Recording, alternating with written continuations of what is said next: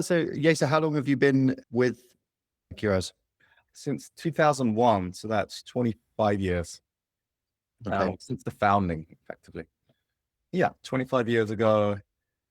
I was born and raised in London, UK, hence the accent. Mother's Japanese and moved over to Japan 25 years ago, which is when I joined the founding team of Quraz. There was 5 of us at the time and 1 asset in Tokyo.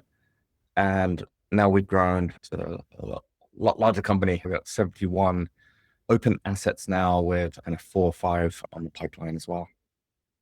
My current role is COO of Quraz. So my role as COO is really to, I guess, look after the front end or the customer facing side of the business. We own and operate all of our assets, which is, I guess, common in other parts of the world, but not so common in Japan. So that makes us, with 71 assets, 40 something thousand units, the largest operator by revenue, by unit count in Japan. I think we're up there, at least in top 3 in Asia as well. And yeah, so the front side of the business, what that includes more specifically under my kind of umbrella is all the operations. So local operations, central operations with the call center, collections, marketing teams, some centralized operation, other centralized operations that we have too. I run the IT department and also the development department. Effectively, we have about 200 employees at Quraz, of which 170 somehow indirectly report to me. How have things evolved then since inception? I'd be interested to understand how you mentioned, you're slightly different in terms of owning assets. Has that slowed you down, sped you up? Has that enabled you to do different things to your competitors? Well, the horizon or the outlook of our investments are very long term. So that really does put us in a different frame of mind to our competitors who have kind of a more shorter outlook on their investments. So yeah, that means that we've been able to kind of invest for the long run, trying to build an infrastructure platform that has legs, and building value really is kind of our theme. So to understand a little bit as well about what life was like, I guess, in the earlier days before Storeganise, because we've been working together now for, I want to say 4 years, 5. Yeah. I guess, what were the challenges then? Good question. Obviously I just working when there was 5 of us in one facility, that's a very different kind of dynamic to being more kind of institutionally sized now. So just the growth of the company in itself has, I've seen various phases and stages of the company throughout its growth.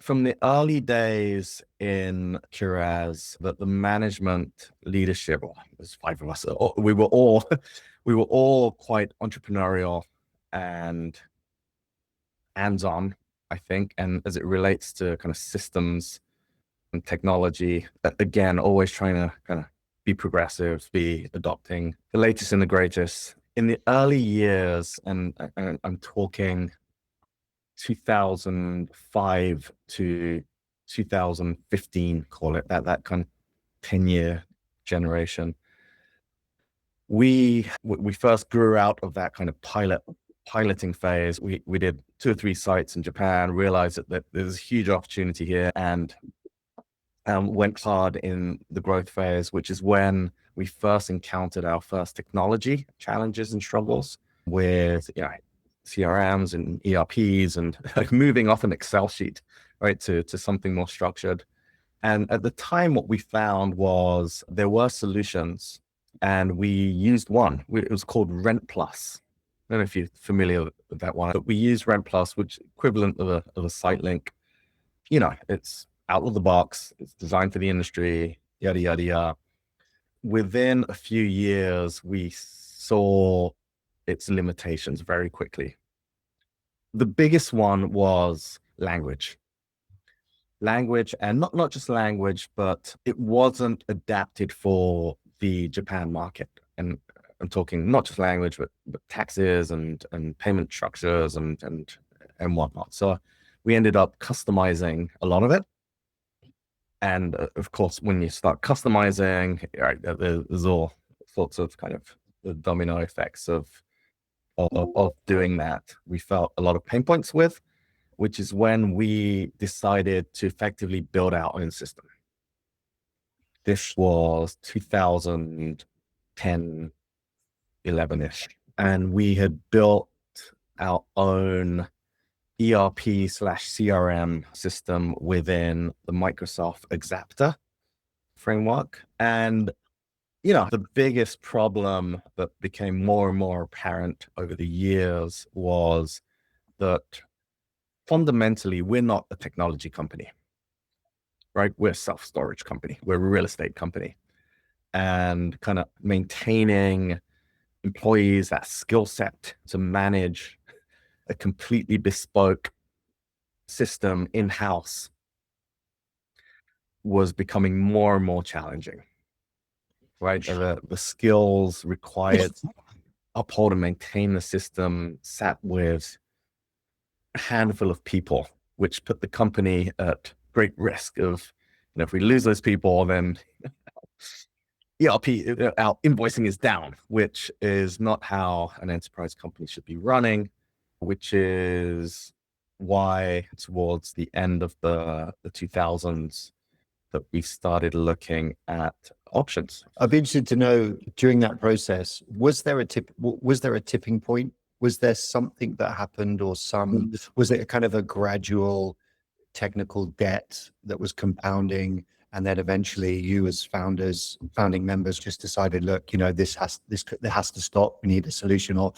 was there actually something that happened? Yeah, I would say a bit of both. I think over that, as I said, there was a gradual realization of that technical debt and that dependency on a small group and their skill set. So that was kind of snowballing over time, the realization of that. There were one or two, I wouldn't say crisis, but slightly larger events that perhaps nudged us in the back towards expediting a search for alternatives. There's a lot of kind of connections and sensitivities between our invoicing and some of the payment services in Japan, and something, in that area kind of broke down, which meant that we couldn't invoice customers, right? Which is, if you can't invoice customers, you can't collect. And I think there were one or two events like that really kind of, that nudged us to expedite the whole process. Maybe a quick understanding of what factors were important to you when looking for a new software, and how did we fit into that? From my perspective, I thought the whole process was pretty painless and smooth and speedy as well. I remember the early days doing, Miles, you would come in once in a while and we would go through a gap fit analysis. And, especially from my level, non-technical background, but looking at something like that, just business processes, what do we have now? What's it going to be? And what's the gap? There's something really simple like that was really helpful for me to understand, where are we going? What needs to be done?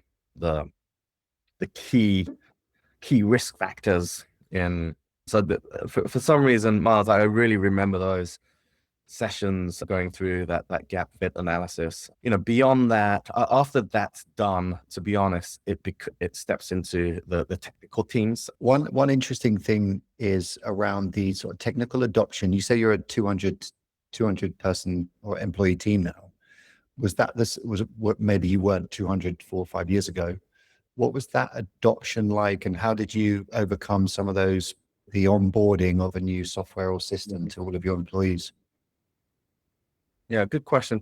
Our adoption of Storeganise is slightly unique compared to the others. We use you more for your brains than your body, running in the background. And We have a kind of a separate application that's the front end that the end users touch. Because you guys are a really interesting use case, right? Because like you said, you're more using our brain rather than the full parts of our body. Yeah. And I guess that lends itself, I guess in that selection process, you could argue that the open API and the open infrastructure that we have lended itself quite well to 100%.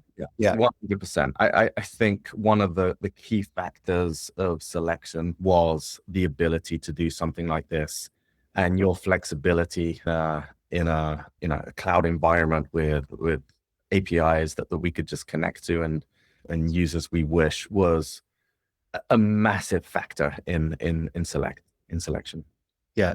And like you said, I guess, if one of the struggles you were having was maintaining a small group of people maintaining and updating software, then you've kind of outsourced that to a team that are dedicated to maintain, update, innovate, right? And that was our intent. Yeah. It was kind of de-risk from us creeping towards becoming a technology company, which is not our competency. So actually, this I'm thinking back that one of the challenges in the adoption was actually changing the mindset of that technology group. The go-to fix for when we have a problem is we need another developer, or go in and fix that problem ourselves and patch it up, which we'd been doing for years and years and years with this kind of Exapta module. It's completely bespoke. So as management, the challenge was to kind of step back from that and say, hold on, is this the right course? Is this sustainable? Ideally, we want to take that technological skill set and outsource it to people that are actually technology companies so that we don't have to be. But that kind of shift, that pivot away from, let's do everything in-house to, let's not do that, was a little more sensitive than you might imagine, just given, we've been doing that for such a long time. Yeah, of course.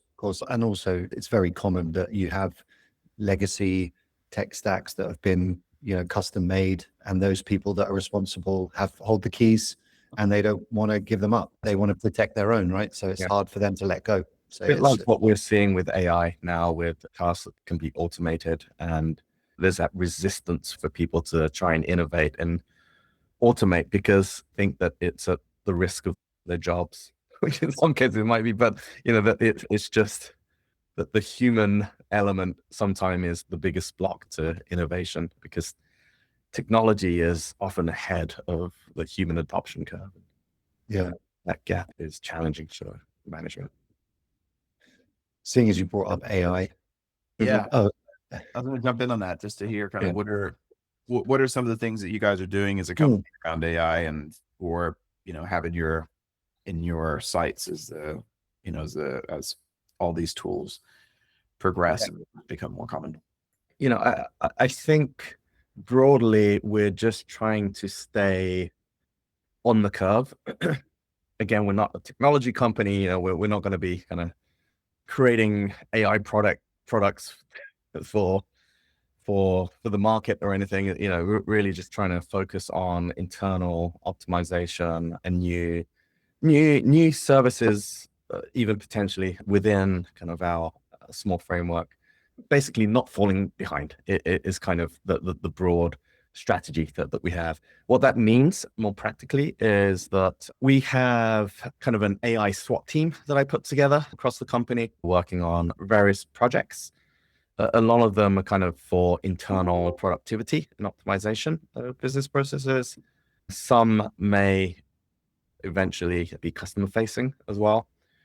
But yeah, just trying to stay on the curve. What it's worth, like the last month, every weekend I've been doing the Anthropic Academy, trying to learn Claude Code. And I'm not a coder, I'm not a builder or developer, but I think it's important for me in my role to understand capabilities so that I can have kind of ideas about how this might be adopted more broadly.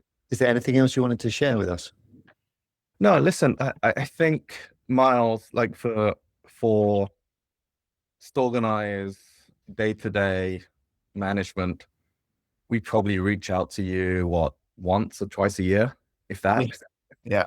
So I think, I think that speaks loads. That that it really is just it works. Doesn't need attention. It's just on in the background, reliable, which is kind of all you want from a system. So super happy with the product and service. Yeah, Awesome. it's been great working with you guys. It also works both ways, right? Like there's a really, very clearly very strong team internally, very clear vision, strong culture within the company, right? So it's also been a pleasure working with the team and everybody at Quraz from the initial gap fits that we did through to now and ongoing. Yeah, appreciate that, and yeah, completely agree. Yeah.